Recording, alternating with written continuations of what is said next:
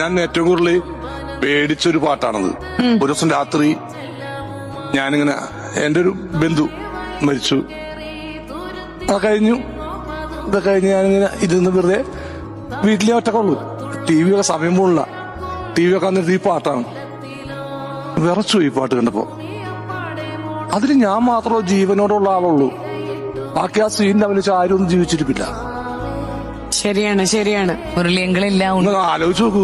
ഒന്ന് രാത്രി ഒരു ടിവിയിലെ പാട്ട് കാണുമ്പോ ഞാനിങ്ങനെ ഒരു ലോകത്തിങ്ങനെ അടുത്ത ആളായിട്ട് ഇരിക്കുകയാണ്. ഇങ്ങനെ ഇല്ലാത്ത ഫീലിംഗ് ആയിപ്പോയി എനിക്ക്.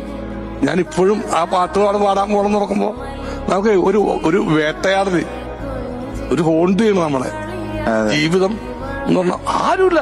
മുരളിച്ചേട്ടൻ, ഉണ്ണിച്ചേട്ടൻ, ഗീതാ സലാം, മൂസിക്ക, 5 പേരാ പാട്ടിലുള്ളൂ. പക്ഷെ എല്ലാവരുടെ മനസ്സിലും അഭ്രപാളികളിലും എന്നും ഉണ്ടാവുമല്ലോ. അത് തന്നെയാണ് കലാകാരന്മാർക്ക് കിട്ടുന്ന ഏറ്റവും വലിയ പാട്ട്. അതെ, സാധാരണക്കാരനല്ല.